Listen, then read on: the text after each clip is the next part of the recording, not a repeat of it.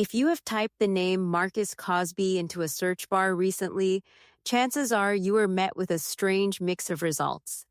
Old sermons, new sermons, a grainy fraud warning, a funeral announcement that is not even about him, and somewhere in the middle of all that noise, a nagging question: did something happen to the pastor of one of the most influential Black churches in America?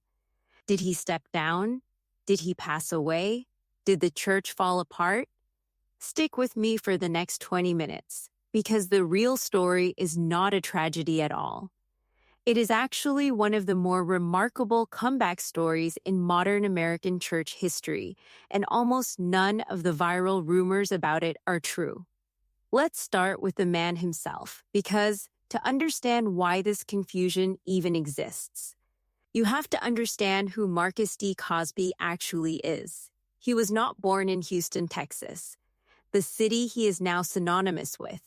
He is a native of Chicago, Illinois, a preacher's kid in some ways and an outsider in others. Someone who came up through the Black Baptist tradition with a scholar's mind and a performer's voice. If you have ever heard him preach, you know exactly what I mean. There is a cadence to it, a rhythm that builds and builds, the kind of oratory that used to be common in the great Black pulpits of America and is increasingly rare today. That voice is why, when he was still in his 30s, one of the most respected congregations in the country decided he was the man to carry their legacy forward. That congregation is Wheeler Avenue Baptist Church, and to understand Cosby's story, you actually have to go back more than 60 years, to a living room in Houston's 3rd Ward in June of 1962. That is where a young minister named William A. Lawson and his wife, Audrey Hoffman Lawson, started a church with almost nothing but faith and a folding chair or two. Lawson had come to Houston in 1955 from Kansas City, taking a job as director of the Baptist Student Union and a professor of Bible at Texas Southern University. A few years later, he planted a congregation near that campus, and what grew out of that living room would eventually become one of the most consequential Black churches in the American South. Lawson was not just a preacher. He was a civil rights leader in the fullest sense of the term. He helped establish the Houston office of the Southern Christian Leadership Conference, the organization Martin Luther King Jr. led, and the two men remained close friends until King's assassination in 1968.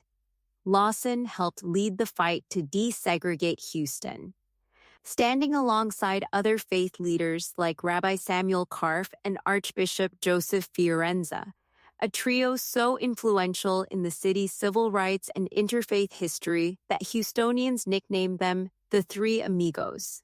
Decades later, in June of 2020, in the middle of a summer of national reckoning after the murder of George Floyd, it was Lawson, then in his 90s, who stood up at George Floyd's funeral in Houston to offer words of comfort. That single image, an elder statesman of the civil rights movement addressing a new generation's grief, tells you everything about the kind of institution Wheeler Avenue Baptist Church had become under his leadership. People did not just call him a pastor. They called him Houston's pastor. For 42 years, Lawson led that congregation, building it from a handful of members meeting in a home into a fixture of Houston's religious and civic life. And then, on the church's anniversary in June of 2004, he did something that not every founding pastor has the wisdom or the humility to do. He retired. He handed the pulpit to a successor while he was still alive, still respected, and still capable of watching that successor lead. The man the congregation chose, after a search led by their pulpit committee, was Marcus D. Cosby, who had already spent 6 years serving as Wheeler Avenue's associate pastor under Lawson himself. In other words, this was not an outsider parachuting in. This was a young minister who had been mentored, tested, and trusted from the inside.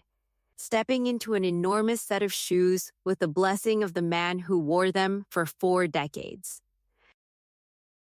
Now, here is where I want you to really sit with the timeline, because it matters for everything that comes later in this story. Cosby became senior pastor in 2004. That means, as of this year, he has now led Wheeler Avenue Baptist Church for roughly 21 years. 2 full decades. That is longer than some of you watching this video have been alive. He is not a placeholder, and he is not a controversial newcomer. He is, by any reasonable measure, an institution in his own right at this point. Someone who has spent more than half of his ministry as the senior leader of one of Houston's largest and most respected congregations. So where does the confusion come from? Why does the internet periodically light up with people asking whether Marcus Cosby is still alive, still preaching, still in charge?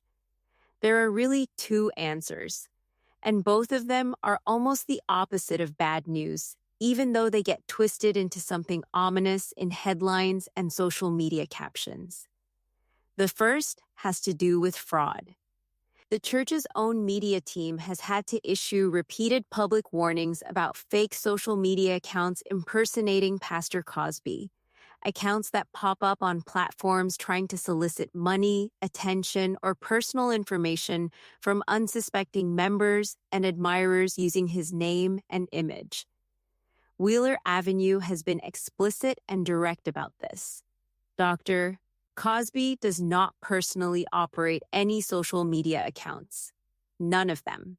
If you see a profile claiming to be him sliding into your messages or asking for money, it is not him. Full stop. The church has instructed its members, in plain language, to trust only official church communications and the verified WAP channels. This is not a story about the pastor disappearing. It is a story about scammers exploiting his name, which is unfortunately one of the most common forms of digital fraud targeting faith communities today, and it is worth pausing here to say this applies far beyond Wheeler Avenue. Impersonation scams targeting pastors, especially popular and camera-friendly ones, have become a genuine epidemic across denominations. And the lesson from this church's response is a good one for any congregation watching: verify through official channels, and never assume a direct message from a pastor is real just because it has the right profile picture.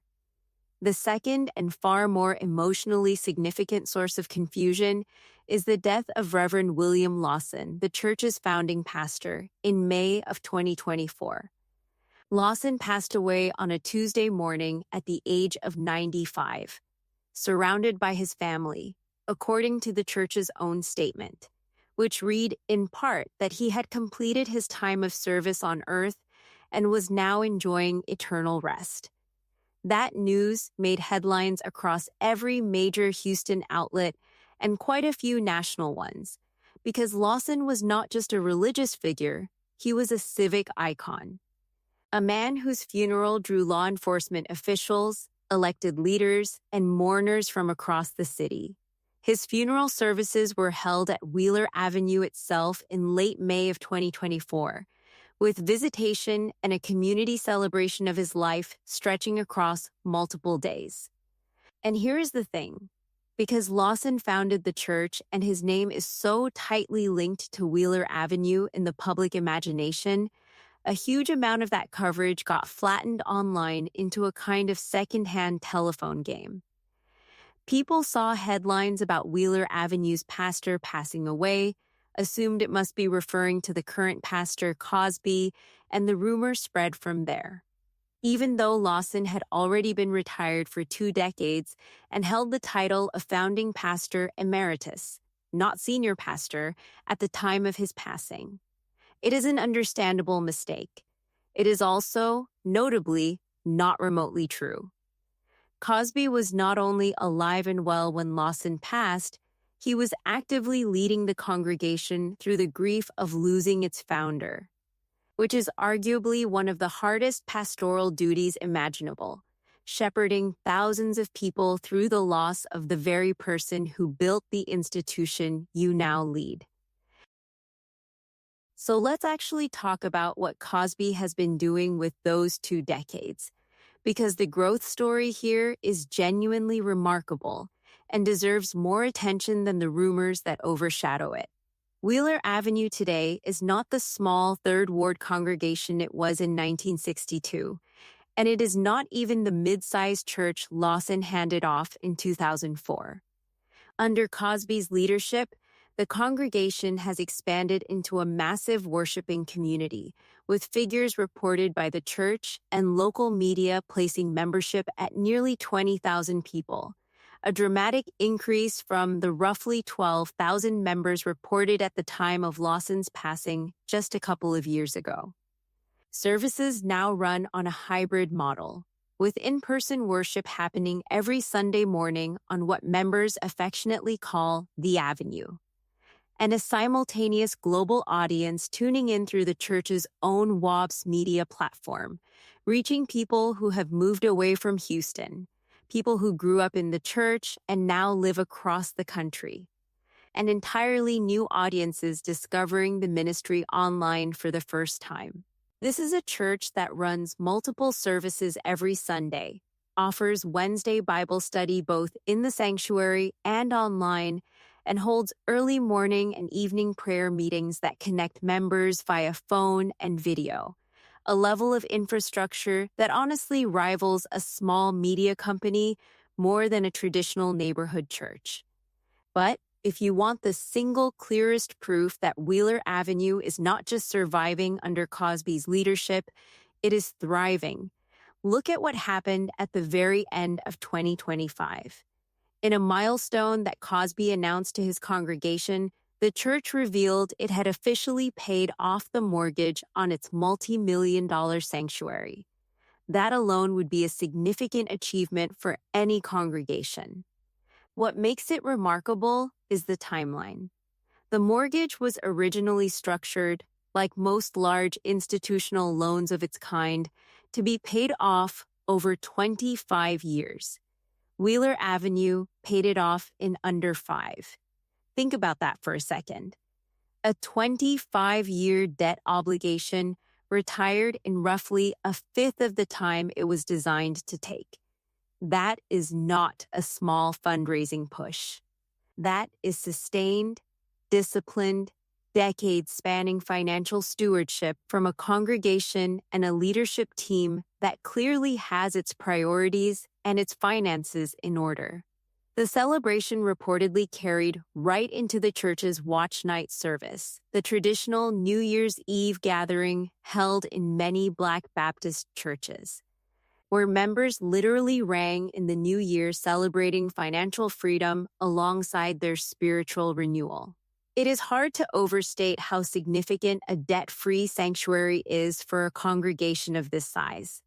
It means resources that once went toward interest payments can now be redirected entirely toward ministry, community outreach, education programs, and the kind of long-term institutional stability that lets a church plan for the next 60 years instead of just the next mortgage statement. And that stability matters, because Wheeler Avenue has never just been a place where people show up on Sunday and go home. This is a congregation with a long documented history of homeless outreach initiatives that trace directly back to programs Lawson himself established decades ago. Initiatives Cosby has continued and expanded rather than letting fade after the founder's retirement. It is a church rooted in education, in intergenerational ministry, in the specific project of making sure that faith is not just inherited passively, but actively taught to each new generation of members, from young children through the elderly. And it remains deeply tied to its physical home in the Third Ward, a historically Black neighborhood in Houston that has itself gone through massive change, gentrification pressure, and reinvestment over the decades that Wheeler Avenue has stood at its center.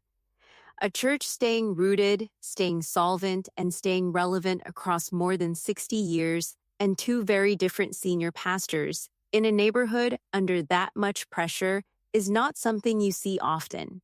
It is worth genuine respect, regardless of your own faith background or lack of one. So let's bring this all the way back to the question that probably brought you to this video in the first place. What happened to Marcus Cosby? The honest answer is nothing bad happened to him at all. He did not retire, he did not step down, he was not replaced, and he certainly did not pass away. What actually happened is that the man who founded his church, a genuine civil rights legend who marched with Martin Luther King Jr. and helped desegregate an entire American city, passed away peacefully at 95 after living an extraordinary life. And the internet, in its usual chaotic way, blurred the timeline of that very real and very significant loss, with the health and status of the person who has led the church for the past 21 years. On top of that, scammers built fake profiles using Cosby's image to prey on people who trust him, and the resulting warnings from the church only added to the sense that something was wrong, when really the church was just doing its job protecting its members. Put those two things together, run them through the rumor mill of social media, and you get exactly the kind of confusing, half-true, vaguely ominous search results that probably brought you here today. The real story, when you strip away the noise, is actually a story about continuity and quiet institutional strength in an era when so many churches, especially large ones built around a single charismatic founder, completely collapse the moment that founder steps away. Lawson built something extraordinary over 42 years and then had the wisdom to hand it to someone he trusted, someone who had already proven himself inside the walls of that very church. Cosby took that inheritance and, over the past 2 decades, did not coast on it. He grew the membership. He built out a genuinely global media ministry long before most churches understood the internet was not optional. And he led a congregation of thousands through the death of its beloved founder, while somehow also paying off a 25-year mortgage in under 5 years. If you are looking for a story about decline, about a pastor who disappeared, about a church that lost its way, you are simply looking in the wrong place. What you have here instead is a case study in succession done right, a 95-year-old civil rights icon whose legacy is not fading but expanding, and a 63-year-old sanctuary in Houston's 3rd Ward that, as of this year, quite literally owes nobody a dime. So the next time you see a headline or a comment section asking whatever happened to Pastor Marcus Cosby, you will know exactly what to say. He is right where he has been for 21 years, on the avenue, in the pulpit, leading a congregation of nearly 20,000 people into whatever comes next. If this story surprised you, or if you grew up in a church shaped by leaders like William Lawson or Marcus Cosby, drop a comment and let me know. And if you want more deep dives separating real church history from viral misinformation, make sure you are subscribed, because this will not be the last one.